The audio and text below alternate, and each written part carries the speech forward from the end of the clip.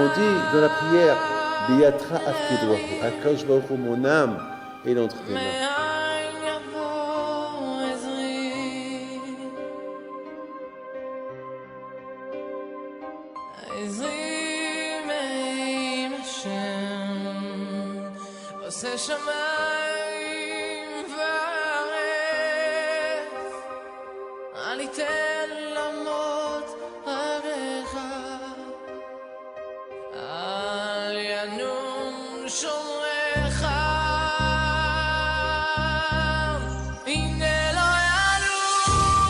ברשות מוריי ורבותיי, ברשות le Rav de la Kehila, Shalita, avec votre permission à vous tous,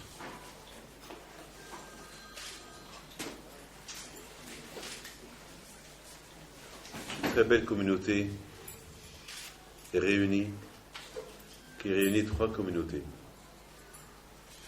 Ben justement, la paracha de cette semaine et la paracha de la semaine prochaine, les deux parachiotes, il nous parle de comment Hachem, il a voulu que Am Israël, au moment que Moshe Rabbeinu, il les a tous réunis pour leur donner des consignes, comment construire le Mishkan. C'est écrit que Moshe Rabbeinu, alav shalom, tout d'abord, il a commencé à leur parler du Shabbat. Et ensuite, il a commencé à leur parler des donations qu'ils doivent apporter pour le Mishkan. Alors, vous savez, il faut comprendre une chose. Quelle est la raison que Moshe Rabbeinu, il devait réunir tout le peuple juif, les hommes, les femmes, les enfants, les filles, les vieux, les vieilles, tout le monde était réuni. Tout le monde était présent lorsque Moshe Rabbeinu, il leur a parlé et du Shabbat, il leur a parlé des donations du Mishkan. Alors, on va essayer de comprendre. Déjà, si on parle des donations, Hachem, il dit à Moshe Rabbeinu, tu demandes aux Juifs que chacun il apporte ce qu'il peut. Il ne les a pas forcés. Lorsqu'on doit donner la tzedaka, on n'est pas forcé à donner la tzedaka. Mais n'oublie pas une chose. Ce que tu as, il vient d'Hachem. Alors, à toi, tu n'es pas forcé de donner. On ne te force pas. Donne ce que tu veux. Hachem, il ne veut pas que les Juifs ils soient forcés pour lui construire le Mishkan, le tabernacle. Hachem, il a dit, chacun, je vais résider avec vous. Je vais résider parmi vous. Alors, je veux une maison. C'est vous qui va me construire la maison. Vous. Alors, chacun, il apporte ce qu'il veut. Alors, maintenant, on va essayer de comprendre. D'un côté, chacun, il apporte ce qu'il veut, mais de l'autre côté, les a tous réunis. Alors, écoutez, si d'un côté, je lance un message, que chacun, il me donne ce qu'il veut, après, je vous réunis tous, ça veut dire quoi? Ça veut dire que je veux de vous tous d'argent. Eh bien oui, il faut pas être trop intelligent. Si je réunis tout le monde, c'est que je veux de tout le monde de l'argent. Si je veux uniquement chacun ce qu'il veut, alors je lance un message. Vous savez, Moshe Rabbeinu, il pouvait lancer un message. C'est facile de lancer un message. Il envoie quelqu'un ou deux, trois personnes, et Rabotai, mes amis, voilà, on doit construire un Mishkan pour Hachem, une maison pour Hachem, un tabernacle pour Hachem, chacun il apporte ce qu'il veut. Point final. C'est pas la peine de les réunir. Mais les réunir et leur parler des donations, ça veut dire que, quelque part, il veut de tout le monde de l'argent. Alors, qu'est-ce qu'il veut exactement? Je dirais une contradiction. D'un côté, chacun il apporte ce qu'il veut, mais de l'autre côté, tout le monde est là. Tout le monde doit venir. Alors, quelle est la raison? Pourquoi Moshe Rabbeinu, est-ce que c'est un piège? Il a tendu un piège aux Juifs. Il veut demander à tout le monde de l'argent. De l'autre côté, il dit, je veux que chacun il apporte ce qu'il veut. Et de l'autre côté, tout le monde est là. Donc, il y a quelque chose qu'on va essayer de comprendre. Et surtout, la plus grande question des questions, c'est est-ce qu'on avait besoin de parler de Shabbat en présence de tout le monde, en présence de tous les Juifs. Il a commencé à parler du Shabbat. Vous savez, mes amis, j'ai vu dans beaucoup de livres qui expliquent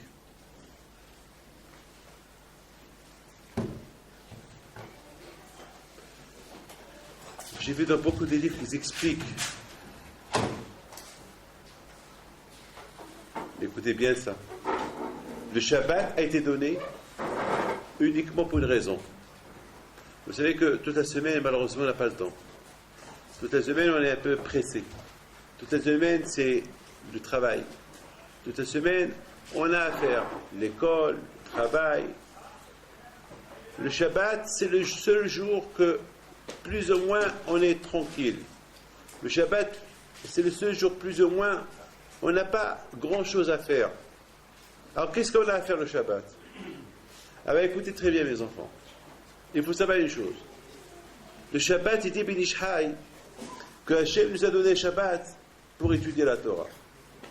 Vous avez bien remarqué que toute la semaine, on ne fréquente pas la synagogue toute la semaine. Pourquoi?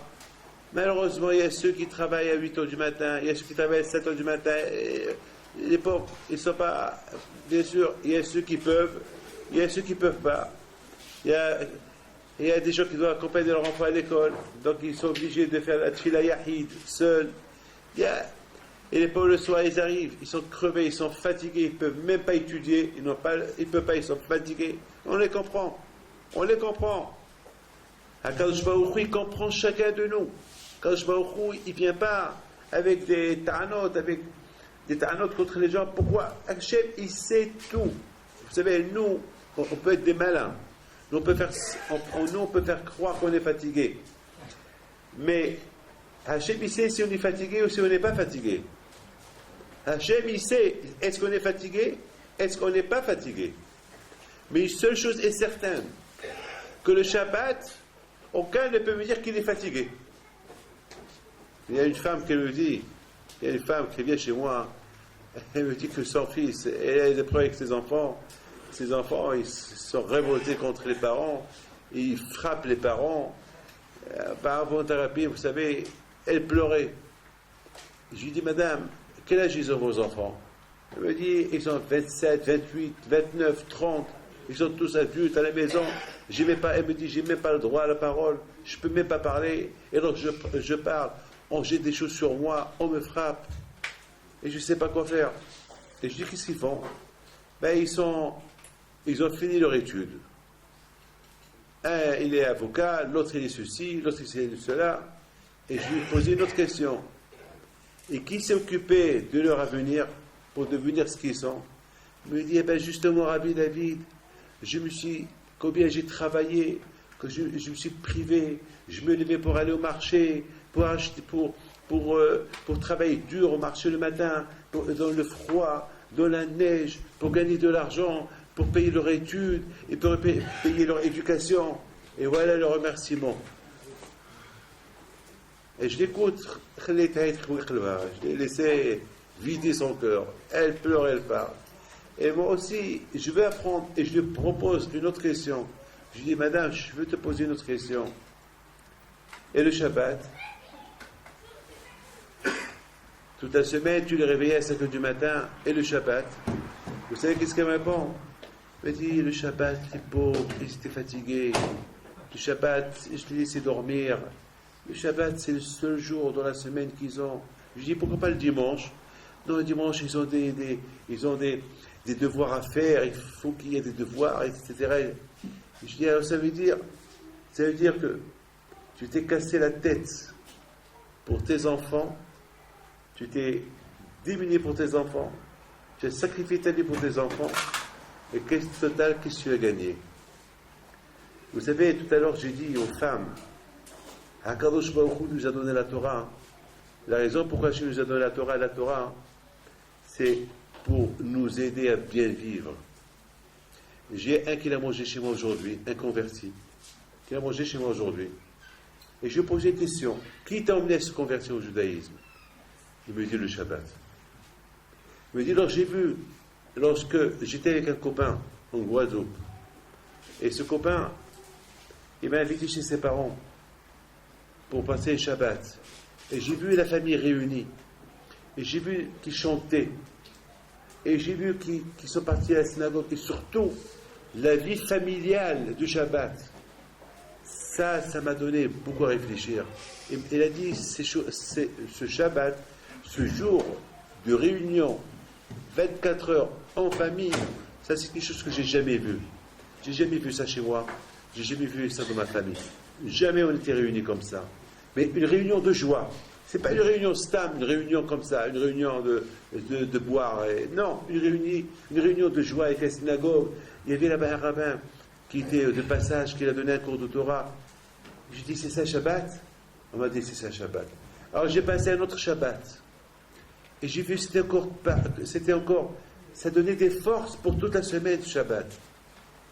Et j'ai commencé à dire, ça vaut la peine de se convertir uniquement pour respecter le Shabbat. Uniquement pour goûter ce Shabbat-là. Aujourd'hui, il m'a raconté ça. C'est des choses que, vous savez, c'est des choses qu'on entend tout le temps. Alors j'ai dit, maintenant, je continue mon histoire. J'ai dit à cette femme, madame, le Shabbat, c'est le jour d'Hachem. C'est le Shabbat que le juif, il prend des forces. Le Shabbat, le juif, il prend des forces pour s'attacher à Kadosh Baruch Hu. Et toi, le Shabbat, tu as laissé tes enfants dormir. Tu as encouragé tes enfants à dormir le Shabbat. Au lieu que toi, le Shabbat, tu les encourages à aller à la synagogue, à prier, et alors toi, tu les as encouragés à dormir le Shabbat. Tu vois les conséquences du Shabbat. Voilà, maintenant, tu es en train de payer des pots cassés. Voilà, maintenant, voilà ce qui se passe. La Torah, elle nous a donné des mitzvot pour bien vivre, pour être bien avec soi-même, pour être bien avec tout le monde. C'est ça la Torah. Même la Torah, elle a donné des mitzvot, comment un couple il doit vivre. Comment vous savez, lorsqu'on respecte Nida, par exemple, un petit machin, un exemple. Lorsqu'on respecte Nida, on croit, les gens ils croient, mais c'est la folie, ces juifs-là, ils sont fous. Ils respectent Nida, mais ils sont complètement fous. Comment pendant 15 jours, ils ne touchent pas leur femme, comment, même pas bonjour, rien du tout. Ils croient que ne pas respecter Nida, c'est quelque chose qui est grave. Mais ils ne savent pas que respecter Nida, c'est ça qui renforce le couple. Je vous donne la parole avant-hier, vendredi. Vous savez, vendredi, j'ai fait la paix entre un couple qui était en voie de divorce. Et vous savez qu'est-ce que j'ai dit à la femme? J'ai dit à la femme, tout de suite, ce soir, prends sur toi, c'est Shabbat, prends sur toi de commencer à respecter Nida. Et je te garantis que tous les problèmes que tu as avec ton mari, ça va se régler. J'ai demandé à son mari, tu es prêt à respecter cette mitzvah? Il dit, Rabbi David, si c'est cette mitzvah-là, si vous croyez qu'elle va nous unir pour la vie, eh ben moi je promets que je vais la respecter. Il faut savoir une chose, qu'un homme et une femme, vous savez ce qu'on appelle l'habitude. L'habitude. Vous savez, lorsqu'on s'habitue à quelqu'un, après ça, lorsqu'on voit un roi, au moment qu'on le voit, le roi, vive le roi, vive le roi. Mais une fois qu'on habite avec lui, on s'habitue avec lui. On ne va pas, chaque fois qu'on le voit, vive le roi, vive le roi. Ça, il habite avec toi.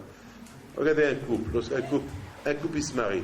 Avant qu'il se marie, lorsqu'il vient de faire connaissance, tu vois le garçon qui fait des beaux yeux à sa petite copine, il la regarde avec un gros sourire, elle aussi, elle fait le gros sourire. Et ça, c'est avec le début. C'est avec le début. Et encore le deuxième jour, ils vont se rencontrer, ils vont se parler gentiment, etc., etc. Mais une fois mariés, ils vont se faire les yeux. Non, ça n'est pas que marié. Et là, Roger, lève-toi, lève-toi. Ça y est, ça commence. Les cris, regarde, ton repas, il n'est pas bon. Et voilà, la guerre elle commence déjà. Parce qu'ils s'habituent. Hachem, il a voulu que le couple, de temps en temps, il se sépare. Il se sépare.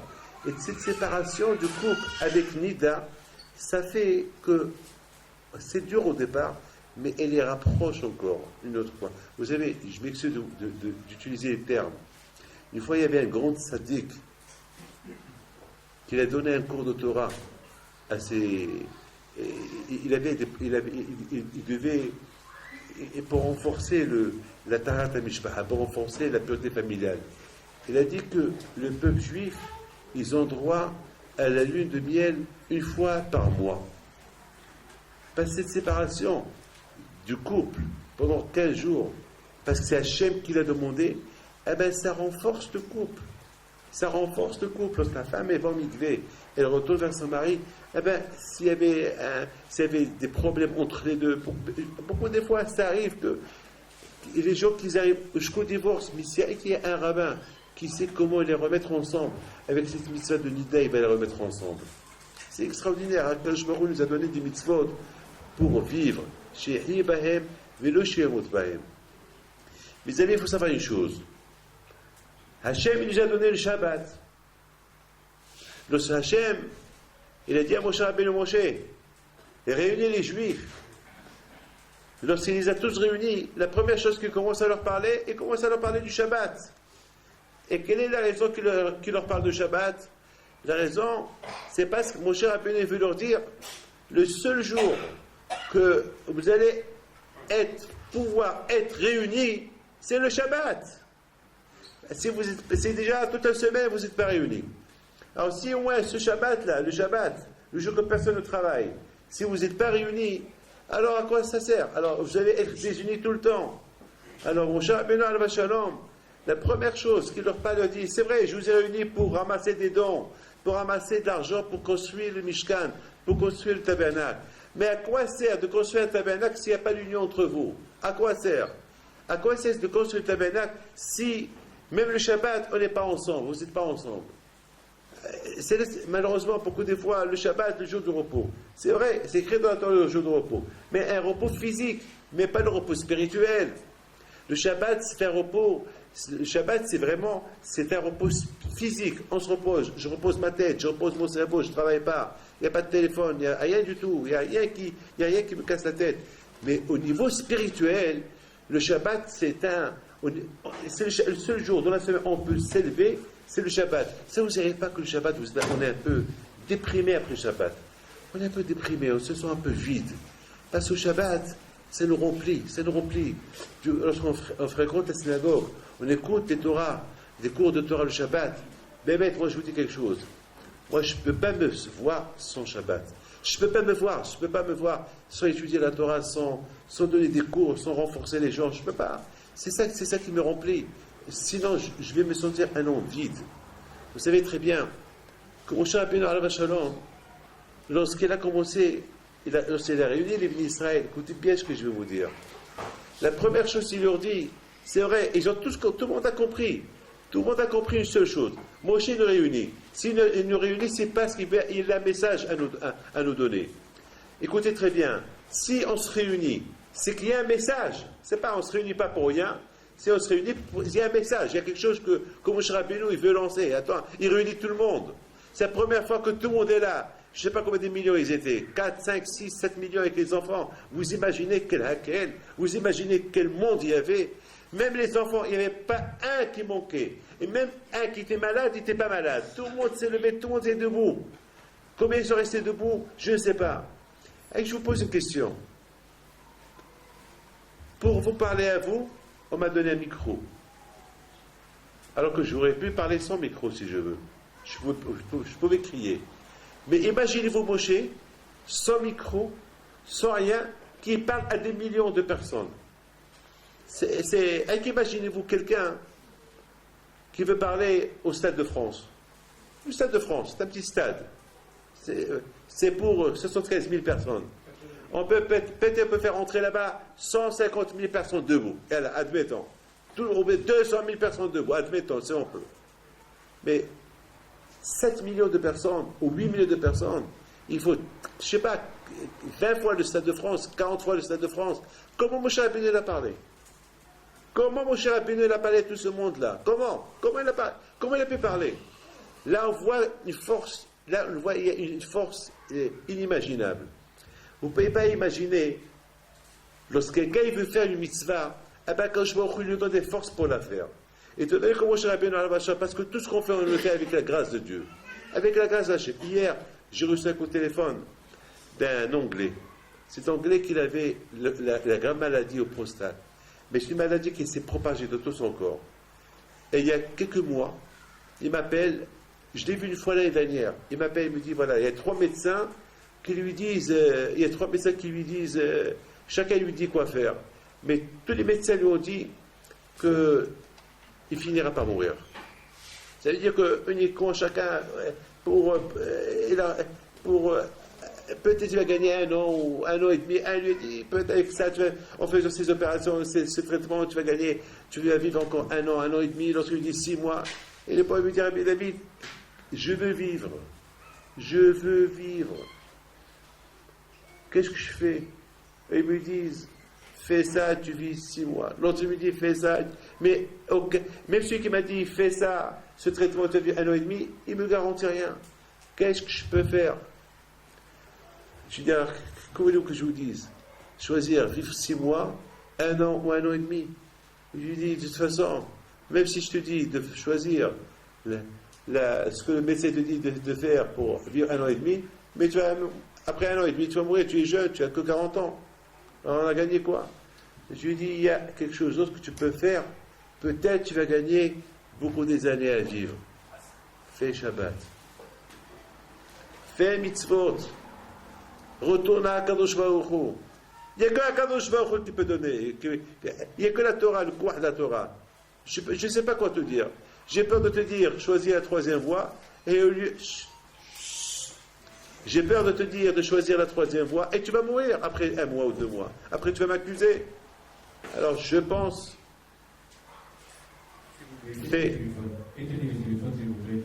Alors, je dis ce que je pense, peut-être, il faut peut-être retourner. Hier, il m'appelle. Alors, j'entends sa voix. Je dis, je pense celui-là, il m'appelle pour me dire que ça, c'est grave. Vous savez ce qu'il me dit hier au téléphone hier matin? Sa voix était super. Sa voix était... Il avait l'air tranquille, il avait l'air heureux. Il m'a dit, on m'a dit que vous étiez en Angleterre la semaine dernière. J'ai dit oui, j'étais en Angleterre la semaine dernière. Il m'a dit, dommage, je ne savais pas. Si je savais, je serais venu vous voir. Je dis, et vous, ça va la santé? Il me dit, ils ne comprennent rien, les médecins. Les médecins ne comprennent rien. La prostate, elle est claire. Tout est clair. Ils ne comprennent rien. J'ai rien. J'ai rien. J'ai guéri. J'ai rien. Rabotaï, c'est ça le kouah de la Torah. Le kouah de la Torah est super. Mais la Torah avec l'union, avec Ahdout, avec Akadosh Baruch Hu. Vous savez, le Shabbat, c'est le Shabbat qui nous construit pour toute la semaine. Le Shabbat, il nous construit. Déjà, si en semaine, comment déjà en semaine on peut être construit si on ne fréquente pas la synagogue, si on n'étudie pas la Torah? Donc au moins, Hachem nous a donné le Shabbat. Par rapport au Shabbat, il peut nous construire. Par rapport au Shabbat, il peut nous aider pour toute la semaine. Vous savez, mes amis, regardez, même le Shabbat, le manger est spécial, les vêtements sont spéciaux. Tout le Shabbat est spécial. On a bien remarqué que le Shabbat, même le poisson qu'on fait, le même poisson qu'on fait le Shabbat, vous savez, ma femme, elle fait le poisson 2 fois par semaine. Ça nous arrive. Mais le poisson Shabbat, il est spécial. Quoi? Qu'est-ce qu'il a? Est-ce qu'elle avait des épices spéciales qui s'appellent Shabbat? Quoi? Qu'est-ce qu'il y a? C'est le Shabbat. Le Shabbat lui-même, c'est Sarah soit Kadosh Baruch Hu. Lorsque Moshe Rabbeinu, il a réuni les bénis d'Israël, la première chose qu'il leur a dit, il leur a dit, si vous voulez vous construire pour être un Mishkan de Akadosh Baruch Hu, il n'y a que le Shabbat. Qu'est-ce qui se passe dans une maison? Une maison, il y a une famille qui habite. Une famille. Il faut que cette famille-là, si elle veut réussir dans la vie, il faut qu'il y ait l'union. La maison, elle réunit toute la famille. Mais je m'excuse, je vous dis quelque chose qui n'a pas pu vous plaire peut-être. Ça vous dérange, ça vous arrive pas que toute la semaine, moi je parle pour moi, pour le peu de temps que je suis à la maison.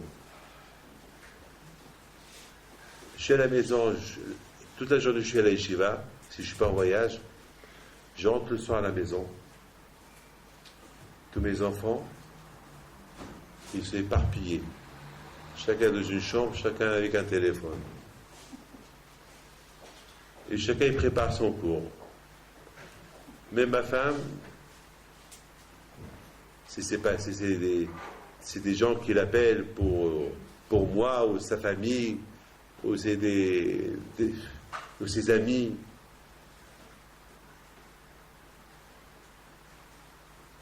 Même lorsqu'on mange, on n'est pas ensemble. Chacun il mange seul. Il y a ceux qui mangent à 7 heures, il y a ceux qui mangent à 9 heures, il y a ceux qui mangent à 10 heures, et il y a ceux qui ne mangent pas. Il faut le régime. À midi, de même, on est éparpillé. Celui-là, il est là, celui-là, il est là. Et le seul jour où on est réunis, c'est le Shabbat. Mais, Baruch Hashem, il n'y a pas de téléphone, il n'y a rien. Le téléphone, ça devient notre bouche.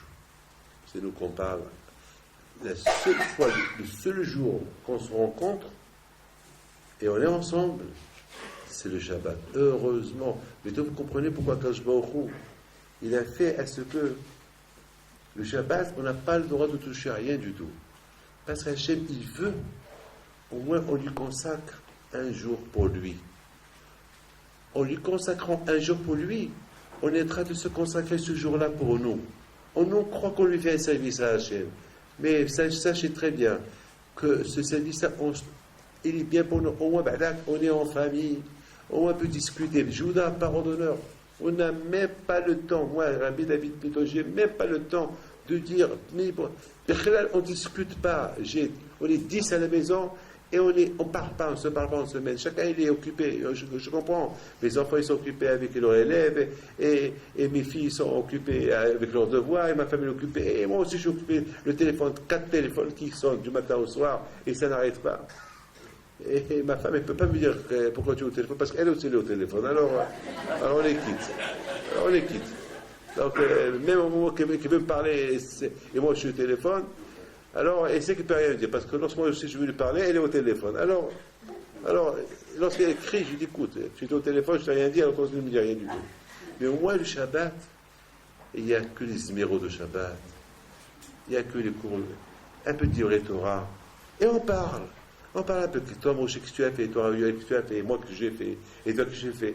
Qu'est-ce qu'on a fait. On parle, qu'est-ce qu'on a fait toute la semaine, et qu'est-ce qu'on peut améliorer. Et voilà, au moins, il y a ce qu'on appelle. C'est la raison pourquoi Moshe Rabbeinu, il a réuni tout le monde, il leur a parlé du Shabbat, il a dit, le seul jour où vous pouvez être en famille, le seul jour où vous pouvez être au niveau spirituel et progresser au niveau spirituel, au moins reposer un peu votre tête, de l'internet, du téléphone, de Facebook, tout ça. Au moins le Shabbat, vous allez vous reposer. Et c'est la raison pourquoi Moshe Rabbeinu, il les a tous réunis pour leur parler du Shabbat. Et pour leur parler après du Mishkan, du tabernacle. Le Mishkan, c'est la famille. Le Mishkan, le tabernacle, c'est la famille, c'est la maison. Comment cette maison elle peut être réunie? Comment cette maison elle peut être? Sinon de la histoire, cette maison-là, elle va partir tout en l'air. Cette maison va se détruire. Il y aura des divorces. Comment? Si aucun n'a le temps pour l'autre. Comment? Je m'excuse de vous dire une chose. C'est pas trop propre, mais je suis obligé de vous la dire. Il y a une femme qui vient chez moi il y a quelque temps. Elle me dit, Rabbi David, j'ai un grand problème. Elle me dit, j'ai pas de vie avec mon mari. Elle dit, j'ai pas de vie. Toute la journée, je ne le vois pas, il rentre à 1h du matin. Je ne veux même pas savoir ce qu'il fait. Mais au moins avec le matin, rien qu'il reste un petit quart d'heure. Il me dit, je le vois que le samedi. Et le samedi, je vois un quart d'heure, parce qu'il va chez voir sa mère, il va voir sa soeur, il va voir son frère, il va voir tout le monde. Alors, et moi, je fais quoi? Et lorsque je fais quoi? Est-ce que moi, je dois attendre le jour que je dois aller au mikvé? C'est tout. C'est tout ce qui l'intéresse. Quand tu vas aller au mikvé, c'est tout ce qui l'intéresse.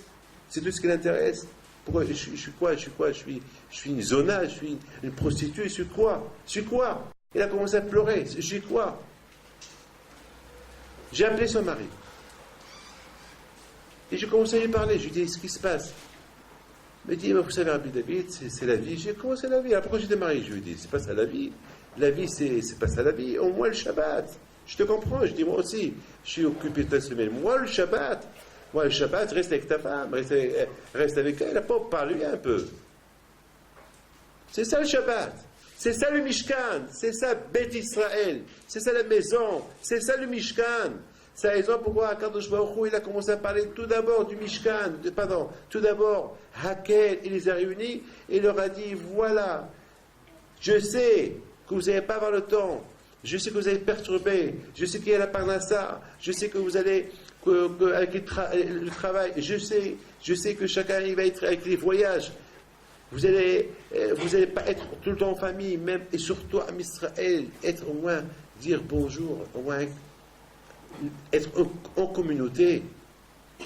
C'est important la communauté. C'est très important de vivre toujours à côté d'une petite synagogue. C'est très important de ne pas vivre loin, être une communauté, être en communauté. C'est important de se réunir de temps en temps, de se voir. Et bien justement, mon cher Rabbeinu, il leur a donné une super idée, le Shabbat. Le Shabbat. Mes amis, écoutez bien ce que je vais vous dire. Tout à l'heure, en venant ici, j'ai commencé à faire des calculs sur le mot Vayakhel. Et j'ai réfléchi, si je partage le mot Vayakhel, c'est réunir.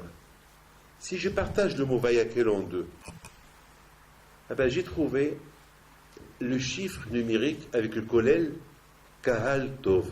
Vaï, avec le kollel c'est Tov, Hakel c'est Kahal. Ça veut dire l'union, le Kahal avec la Torah.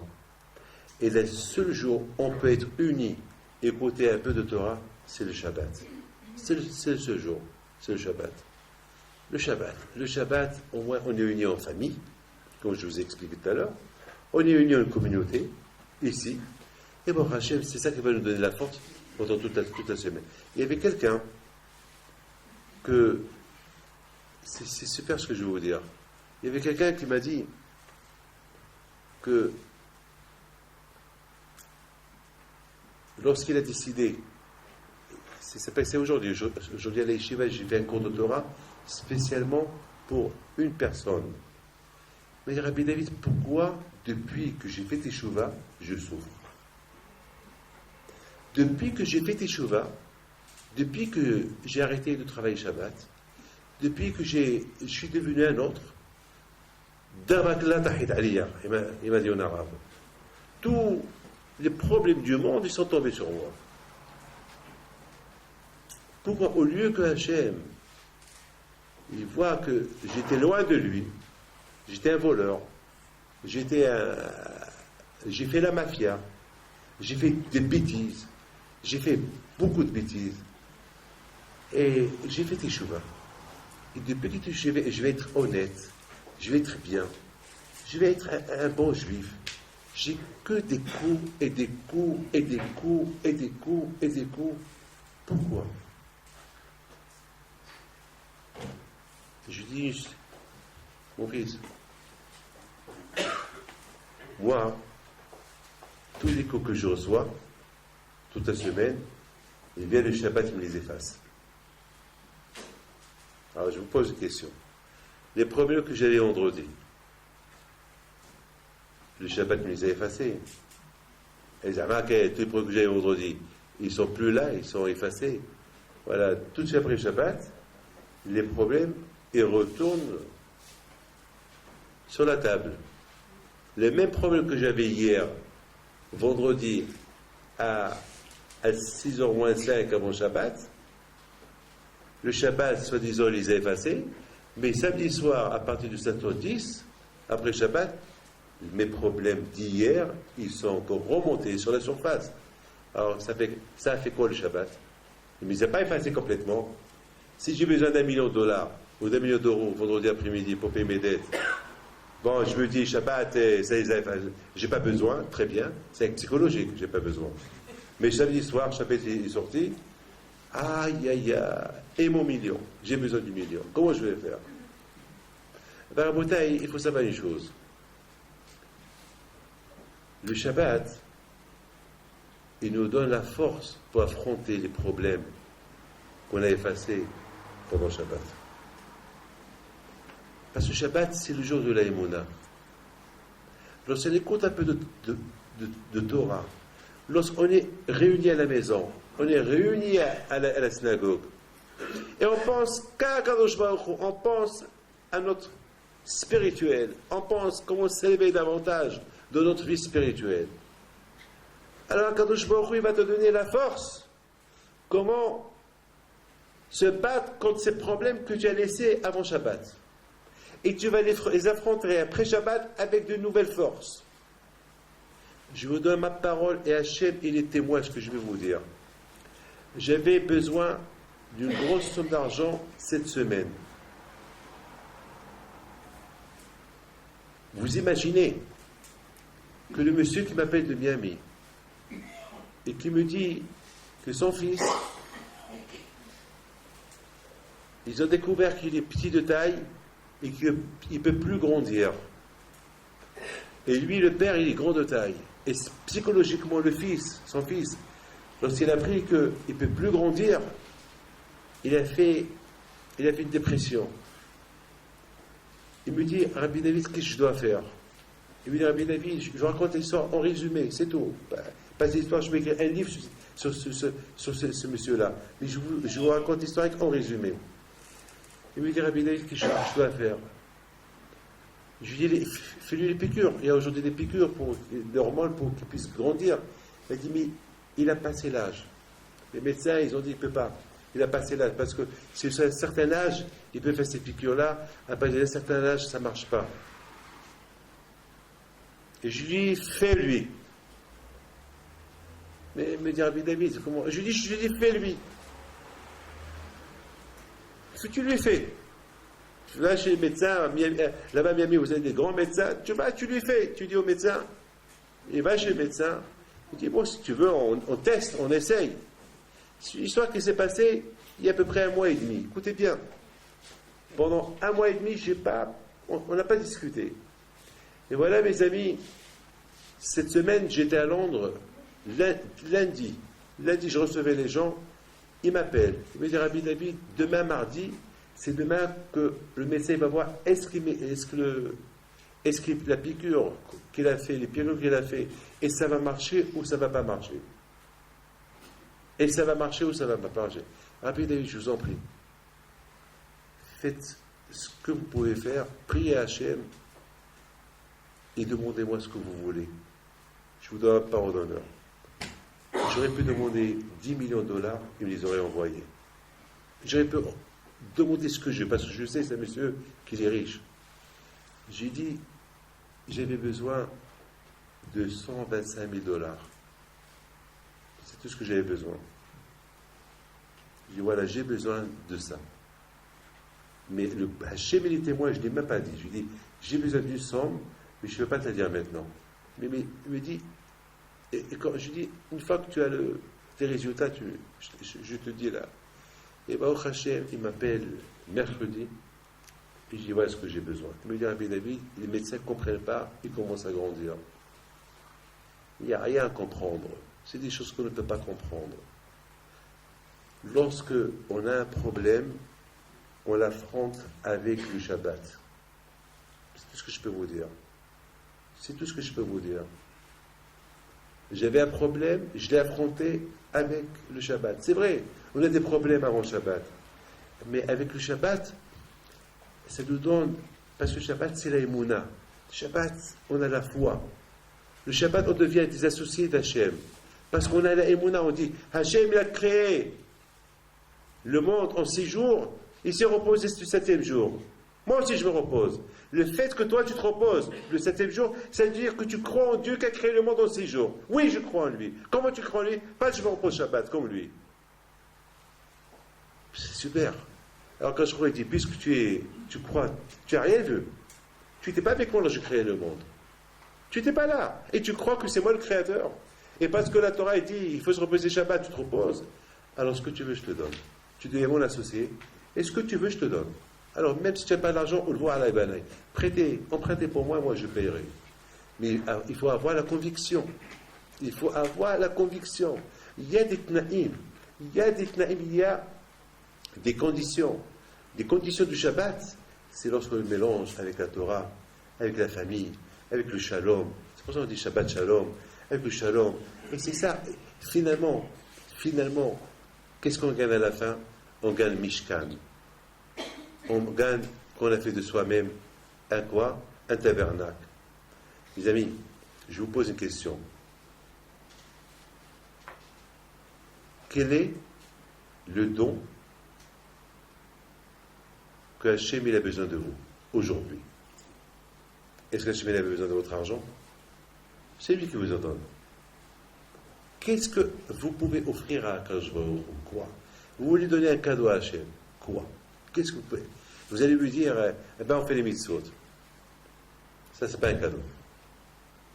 Les mitzvot, ça vous sert à vous-même. Mais quel cadeau on peut donner au bon Dieu? Le meilleur cadeau qu'on donne à Hachem, c'est le temps. Le temps. Parce que de toute façon, le temps que le bon Dieu nous a donné, c'est un temps qui n'est pas à nous. C'est un temps qui lui appartient. Hachem nous a donné la vie. La vie, ça s'appelle le temps. Il y a ceux à qui il a donné 70 ans. Shabbat dernier, en Angleterre, on a vu un monsieur qui m'a dit « J'ai 102 ans. » 102 ans. Hachem lui a donné un grand temps. Et alors, j'ai vu son visage. J'ai dit « Dommage que celui-là, dommage, avec tout ce temps que Hachem lui a donné, et malheureusement, je ne suis pas là pour le juger, mais j'allais lui dire, et je ne vais pas lui dire parce qu'il faut le respecter, il est vieux, il faut le respecter, mais c'est très dommage que toute sa vie, c'est quoi? Business, jamais de synagogue, rien. C'est dommage pour lui, c'est très dommage. Après 120 ans, on va rencontrer Akadosh Baruch Hu. Il va nous parler du temps. Je t'ai donné un don. C'est Hachem, il parle comme ça. Je t'ai donné un don. Quel don? Eh bien, je t'ai donné du temps. Et ce temps que je t'ai donné, c'est pour toi, pour bien vivre, mais dans ce temps-là que je t'ai donné, je t'ai aussi donné des mitzvot, que ces mitzvot-là, tu les fais, tu vas devoir leur consacrer un temps. Donc, c'est-à-dire, il y a un temps pour toi, du temps que je t'ai donné, et un temps pour moi, du temps que je t'ai donné, que tu devais me le rendre. Alors, toi, qu'est-ce que tu as fait? Tu as pris tout le temps pour toi. Le temps que je t'ai donné pour toi, tu l'as pris que pour toi. Ce que tu devais me donner, tu l'as repris pour toi. Qu'est-ce que tu m'as laissé? Tu n'as rien fait pour moi.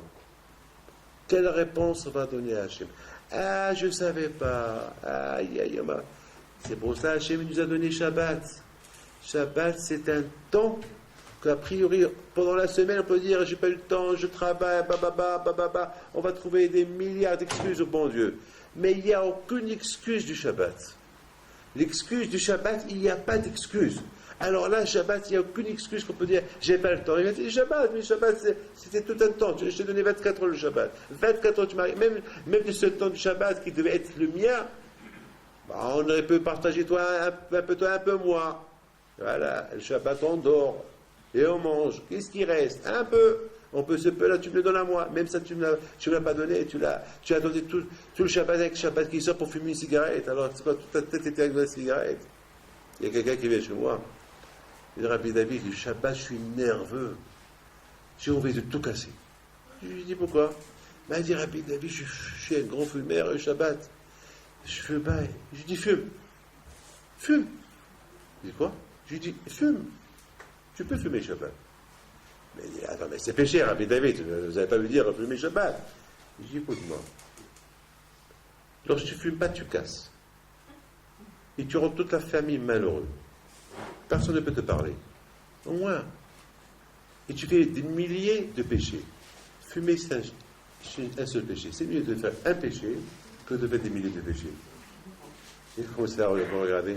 Il a commencé à rigoler. Il m'a dit alors. Je dis alors. Mais je lui dis, mais si tu fumes Shabbat, tu as perdu tout. Le Shabbat, tu as tout fait. Tu as perdu. Allez, tu vas crever. Elle a dit, alors David, tu m'avais donné aucune solution. Je lui ai dit, bon, ne fume pas. C'est la tête, c'est psychologique. La cigarette, c'est la tête. C'est la cabeza. La tête, c'est la tête. Moi, je fumais. J'étais un grand fumeur. Je fumais beaucoup par semaine. Et un jour, j'ai décidé de m'arrêter. J'ai 8 ans. ou 7 ans, un matin, j'ai décidé de m'arrêter. Et j'ai arrêté. J'ai arrêté. C'est tout dans la tête. C'est psychique. C'est dans la tête. La Bretagne, ce qui est extraordinaire, c'est que Hakadosh Baruch Hu nous a donné Baruch Hashem un temps. Un temps. Un temps qui est spécial qui s'appelle Shabbat. Des Zmanim. Il y a beaucoup de tzadikim. Même en plein été, que le jour du Shabbat il est long, ils veulent encore élargir le Shabbat. Il y a beaucoup de gens qui reçoivent Shabbat la veille de Shabbat, 1 heure avant Shabbat. Et après Shabbat, 2 heures après Shabbat. Parce que pour le Shabbat, c'est quelque chose de super. Pourquoi je vais rentrer le Shabbat tôt et finir le Shabbat tôt? Non. La Bretagne joue dans la parole d'honneur. Tout à l'heure, je suis parti à la Yeshiva. Ce soir, à 8h, 7h30 avant que je suis venu ici, je rentre dans le bureau de Hanania, je prends, voir le courrier et je vois la photocopie du chèque de 120 000 dollars qu'ils ont envoyé cette semaine. Déjà, ils ont reçu déjà. J'ai dit, Hachem, je t'abâche, mon arabe. C'est vrai, on a des problèmes. Mais avec le kouah du Shabbat et le kouah de la Torah, on peut affronter les problèmes avec une nouvelle force, avec un peu plus de émouna, avec un peu plus de émouna à Kadosh Baruch Hu. C'est tout. Mes amis, tout à l'heure je vous ai dit que Vayakel, si on divise Vayakel en 2, on va trouver quoi? On va trouver Tov Kahal, Kahal Tov, une assemblée, une bonne assemblée. Kahal Tov, avec le matériel avec le collège, Kahal Tov. Ça veut dire le cas à l'union, et Tov et Tov et la Torah, c'est la Torah parce que Shabbat, au moins il y a ces deux choses-là. Et qu'est-ce qu'il y a aussi de ce Tov-là, de ce banc qui va sortir de là? Eh bien, c'est l'union, c'est le Mishkan, c'est cette cellule familiale qui est là, le Shabbat, tout autour. C'est super, c'est extraordinaire. C'est extraordinaire. Une fois j'étais au Canada, du Shabbat, et on allait à la synagogue, et on passait devant un garage. Et je voyais un mécanicien. Vous savez, au Canada, c'est tous des villas et il y a le garage à côté. Et voilà, il était tout pourri, tout sale, avec tous les outils. Et il réparait sa voiture. Le deuxième Shabbat, on voit qu'il était en train de faire la peinture à sa voiture. C'est pas un juif, un Canadien. On est resté là-bas 1 mois au Canada. Et chaque Shabbat, je le vois. Alors, à force de nous voir, il nous disait salut, parce qu'il nous avait déjà 3 fois. Alors, nous aussi, on lui a fait un grand sourire. Alors là, le 4e Shabbat, il voulait parler. C'est 4 fois qu'on l'a vu, maintenant il veut parler. Il veut parler, ça y est, il nous voit parce qu'il nous voit 4 fois par jour. Non, 6 fois, non. 1, 2, 3, 4, ouais, 4 fois. 4 fois par jour. 4 fois par jour, 4 fois salut, 4 fois bonjour, ça peut dire copain. On pourrait qu'on va faire de thé avec lui. Alors, le 4e Shabbat, il vient, il s'assoit, il vient avec sa tenue là, toujours avec sa voiture, toujours, une fois c'est sa voiture, après, une fois c'est une voiture. Et je lui dis, vous travaillez toute la semaine? Il me dit oui. Et vous n'avez pas un jour de repos? Il me dit, eh bien, mon repos, eh bien, c'est le samedi. Le dimanche, je sors avec ma famille, 1 heure ou 2 heures. Après, je retourne, je continue, mais il dit, et vous, j'ai remarqué que le samedi, vous êtes bien habillés, beau costume, et les enfants. Et où vous allez? Je lui dis, on va à la synagogue. On prie. Et vous faites quoi le samedi? Je lui dis, le samedi, on ne fait rien. On est décontracté. On mange, on dort et on prie. Je dis, monsieur, psychologiquement, même au niveau de votre santé, vous avez besoin de vous reposer un peu. Vous savez ce que je me dis? De toute façon, on ne vit qu'une seule fois. Voilà sa réponse. De toute façon, je vais crever un jour. Voilà sa réponse. Alors moi, je lui dis, bon. Il me dit, alors vous regardez bien votre santé, vous ne travaillez pas le samedi. Je dis, non, on doit vivre 2 fois. Donc on doit maintenir notre vie dans ce monde pour pouvoir vivre après qu'on a quitté ce monde. Mais dis quoi? Je lui dis, il faut être juif pour comprendre ce que je suis en train de vous dire. Vous n'allez rien comprendre. Shabbat, c'est Olam Haba. Mais En Olam Haba. Shabbat, c'est un autre monde. Et heureusement que beaucoup des fois, Hachem nous a donné à goûter le Olam Haba dans ce monde-là, quand on vit. Le Shabbat, c'est un échantillon. Le Shabbat, c'est un échantillon de l'autre monde. Je répète. Le Shabbat, c'est lorsqu'on respecte le Shabbat, c'est un échantillon. Qu'est-ce que c'est le monde futur? Gan Eden. Vous savez que le feu de Guéhinam, il est éteint le Shabbat parce que nous, on éteint le feu le Shabbat. Lorsque nous, on n'allume pas le feu le Shabbat, le feu de Guéhinam, il est éteint. Et lorsque nous, que Dieu préserve, on allume le feu le Shabbat, on provoque à ce que là-bas là-haut, ils allument le feu.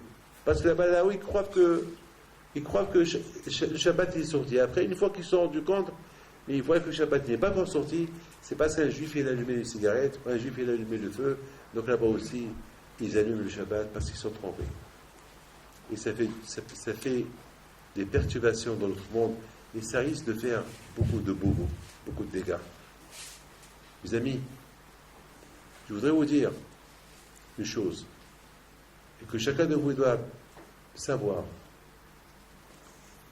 que celui qui veut progresser dans la vie,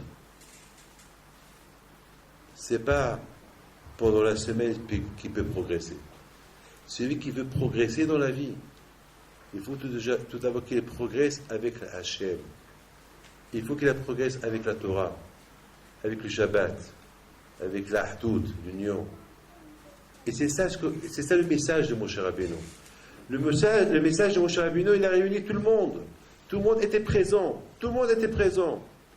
Quel message Moshe Rabbeinu il va dire à tout ce public-là? Il doit avoir quelque chose de très important. Réunir 7 millions de personnes, ou plus, je ne sais pas combien ils étaient. Qu'est-ce qu'il veut leur dire? Qu'est-ce qu'il a à leur dire? Est-ce qu'il veut nous parler des dons? Ou il veut nous parler de quoi? S'il veut nous parler des dons, eh bien qu'il envoie des messagers, qu'il envoie 2-3 personnes qui font un appel, on a besoin des dons. Non, il y a quelque chose. Mon cher Rabbeinu, il a réuni tout Am Israël pour que chacun, il apprend que le seul moyen de bien se conserver, de bien se construire et de goûter l'autre monde, dans ce monde, dans Alamazé, lorsqu'il y a Hakel, lorsqu'il y a l'union. Et lorsqu'il y a l'union, l'un il encourage l'autre. Et donc vous comprenez très bien que Moshe Rabbeinu, il n'avait pas besoin des dons des Juifs. D'un côté, qu'est-ce qu'il leur dit? Il leur dit chacun ce qu'il veut, il donne. Mais vous savez très bien, ça arrive à la synagogue, oui ou pas? Ça arrive à la synagogue, que parfois on fait une quête, on dit à Rabotaï, il y a un problème, il y a un monsieur qui est dans le besoin, et que le pauvre, et chacun regarde l'autre, qu'est-ce qu'on va faire? Et mettez si vous pouvez l'aider. Il y a un qui commence. Il commence. Il dit qu'il commence. Il dit 100 euros. Il y a un qui se lève, il dit 150 euros. Il y a un autre qui dit 50 euros. Mais au moins, le premier, il a encouragé, même celui qui va donner après 5 euros. Qui l'a encouragé? Le premier. Moshe Rabbeinu alav shalom, il a voulu apprendre au Béni Israël que chacun doit encourager l'autre. Que ce soit dans les donations, que ce soit dans le Shabbat, que ce soit dans être uni, que chacun, vous savez le Shabbat, il y a, au lieu qu'il y ait 100 personnes, il n'y a que 20 personnes, ça n'encourage pas. Même le rabbin, il va être découragé. Moi, je dois dire au rabbin, Rav Bitton, Hazak, pour le travail qu'il fait. Hazak. Je voudrais vous dire une histoire qu'il m'a racontée. Une belle histoire qu'il m'a racontée sur son grand-père. Il m'a raconté, Rav Bitton, qu'une fois son grand-père, je la raconte en résumé, une fois son grand-père, il était dans une synagogue, il y avait un problème dans cette synagogue avec un rabbin, et je ne sais pas, il a fait quelque chose de pas correct, ou le rabbin ou quelqu'un de la communauté, quelqu'un de la communauté ou un rabbin, il y avait Rabbi Haim Pinto, mon grand-père. Il lui dit, mais tu n'as pas le droit de faire ça, c'est péché ce que tu fais. Et l'autre, il a répondu. Rabbi Haim Pinto, il n'a pas répondu. Moi, je connais mon grand-père. On peut cracher sur lui, il ne répond pas. Mais il y a un qui va répondre pour lui, c'est Hachem. Jamais, je connais plein d'histoires sur mon grand-père, il adorait les pauvres. Il n'y a aucun rave qui a fait ce que mon grand-père faisait. Il va manger la soupe avec les pauvres, par terre. Il cherchait que les pauvres pour pouvoir savoir qu'est-ce qu'ils ont besoin et les aider. Donc mon grand-père, jamais répondait à personne. Je le connais. Donc celui-là, lorsqu'il a agressé mon grand-père, il n'a pas répondu. Tout ce que je peux vous dire, c'est que le même jour, ce monsieur-là, il est mort. Il est mort.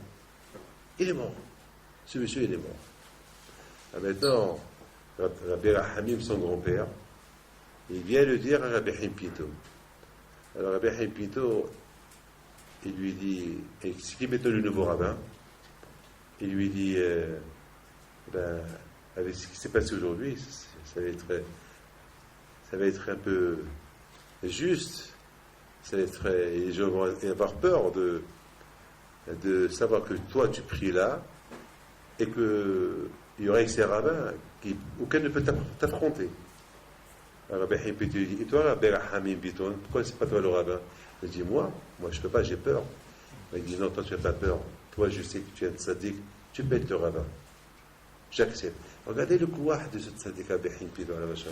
C'est une histoire qui m'a raconté Rabbi Bitton tout à l'heure, avec mon grand-père, à la Shalom. Donc vous avez un grand zéro, un grand mérite. Vous avez Rabbi Bitton avec vous ici, qui vous aide. Il m'a raconté un peu des anecdotes, un peu ce qu'il fait, des belles choses qu'il fait, avec l'école, avec tout le travail spirituel qu'il fait. Mais tout ce travail spirituel qu'il fait, s'il n'y a pas de Shabbat, il ne pourra pas le faire. C'est le Shabbat qu'on est tous là, c'est le Shabbat qu'on est réunis, c'est le Shabbat qu'on se réunit, chacun dans sa synagogue. Et c'est là on enseigne le message d'Hachem à nos frères. C'est la raison pourquoi on lit la Torah, la lecture de la Torah le Shabbat. Parce que c'est le Shabbat que tout le monde est là. Parce que le Shabbat, tout le monde travaille, la semaine, tout le monde travaille. Le Shabbat, personne ne travaille. Alors, au moins, le Shabbat, c'est le moment de l'union, c'est le moment de Hakel. Et c'est la raison pourquoi Moshe Rabbeinu, alav shalom, il a voulu enseigner à Am Israël un enseignement extraordinaire. Il les a réunis pour leur parler du Mishkan et pour leur parler des dons. D'un côté, il leur dit chacun apporte ce qu'il veut, mais de l'autre côté, il les a tous réunis. Mais pourquoi il les a tous réunis?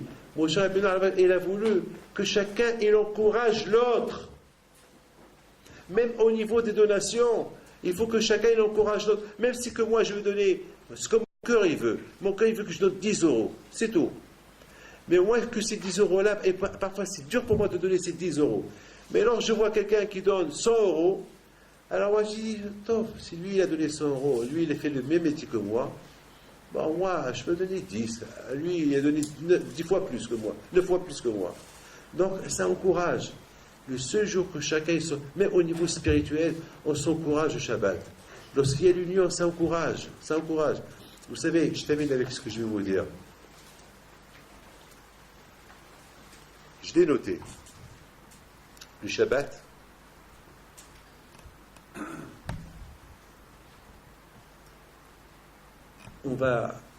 la Shpa'a du Shabbat, l'influence du Shabbat, au niveau spirituel, elle est extraordinaire. Mais sachez une chose. De la même façon qu'il y a l'influence spirituelle, il y a aussi l'influence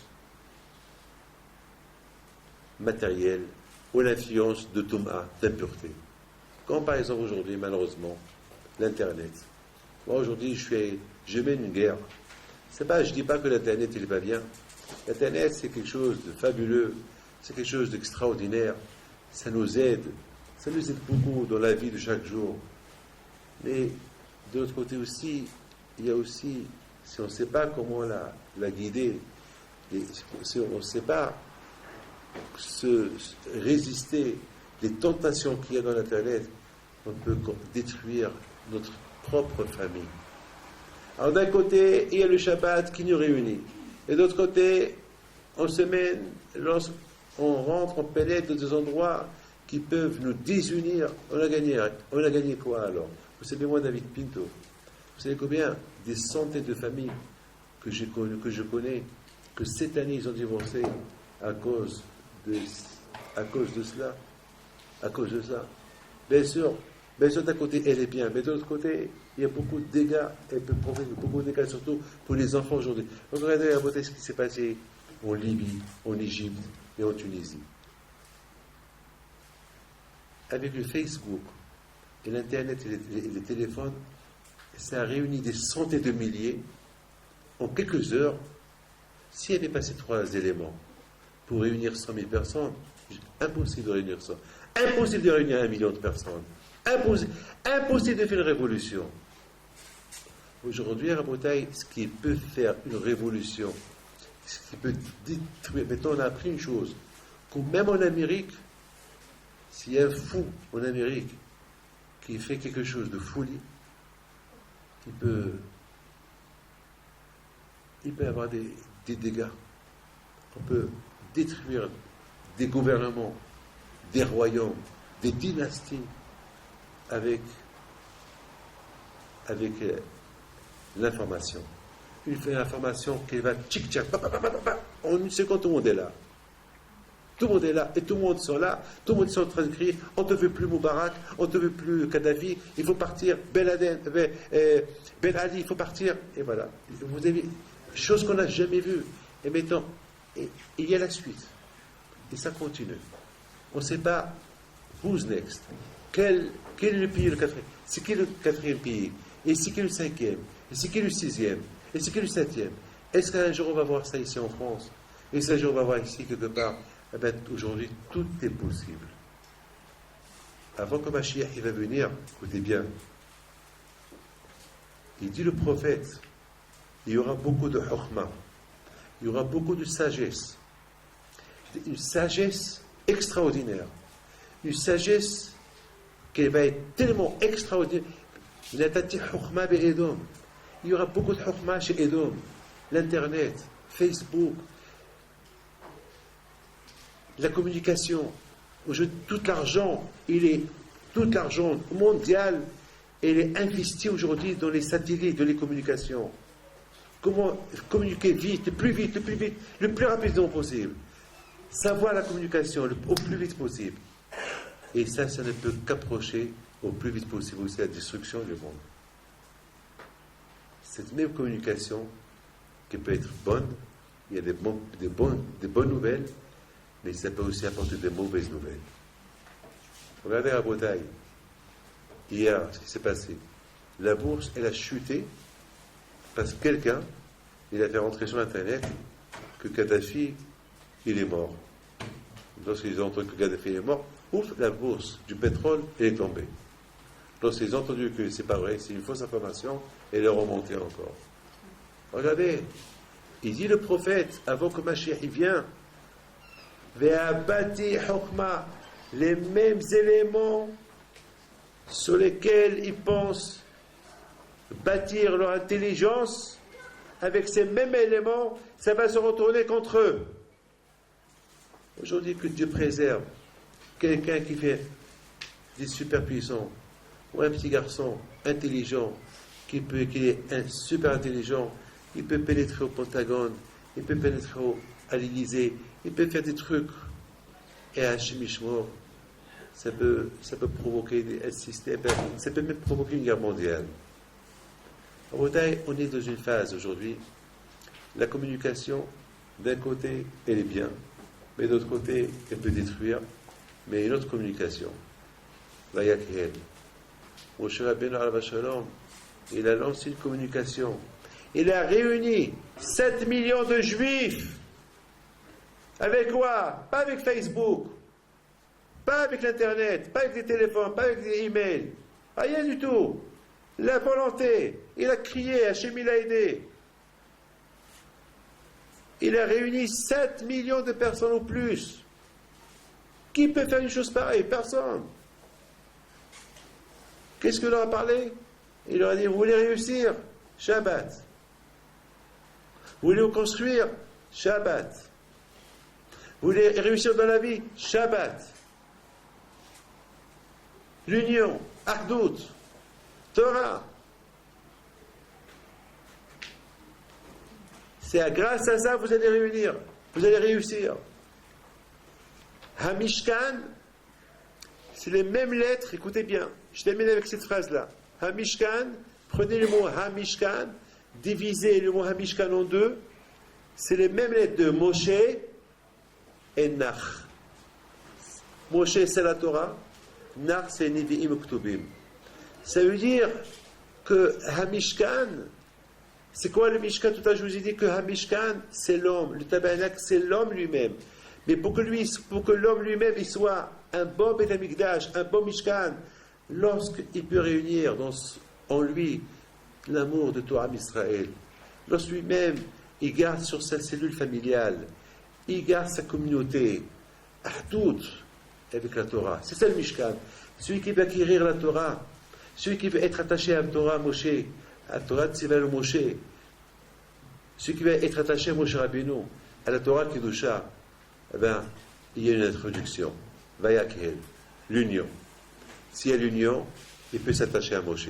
Regardez Moshe et regardez Am Israël. La Gemara dit que Moshe, il était l'équivalent, voilà, Moshe il est là, Moshe Rabbeinu, il était la main droite, et toi, Am Israël, ils étaient l'équivalent de Moshe Rabbeinu. Et comment est-ce possible? Si on prend Moshe Rabbeinu, on va le peser, on va trouver qu'il avait peut-être 120 kilos. On prend tous les peuples juifs, on va les peser, on va trouver des centaines de milliards de kilos. Comment on peut dire que Moshe est l'équivalent d'Israël? Ce qu'il a rendu Moshe l'équivalent de toi, Israël, c'est parce qu'il les aimait, il les adorait. C'était Ahdout. Il était Chakoul, qui n'est qu'un Israël. Voilà mes enfants, c'est le message que j'ai à vous dire. J'ai parlé longtemps.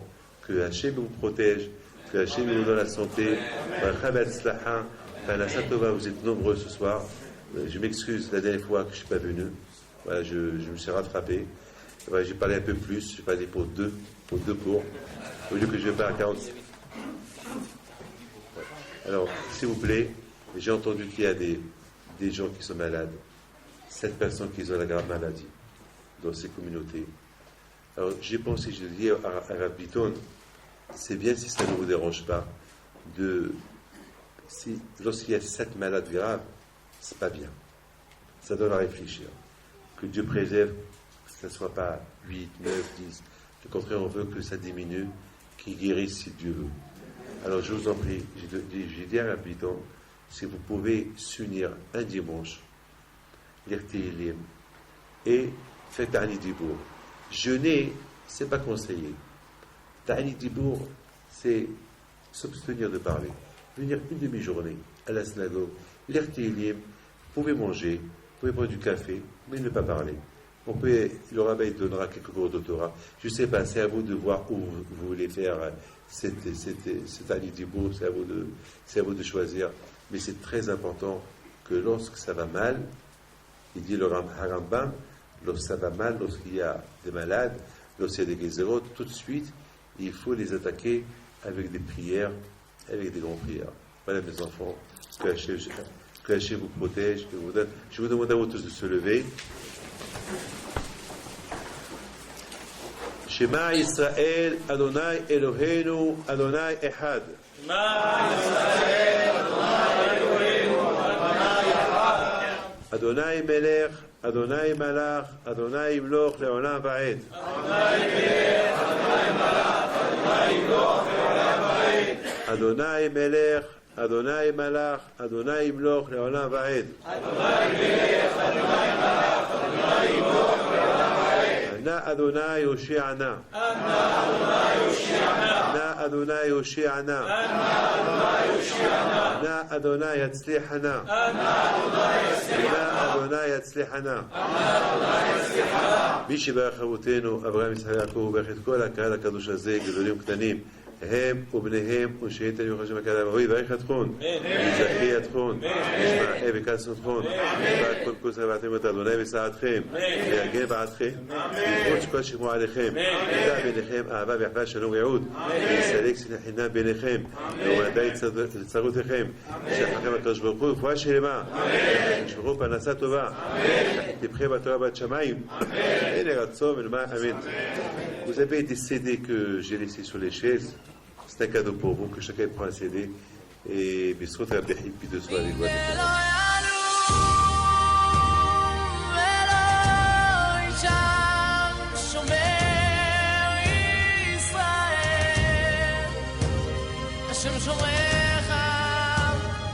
Hashem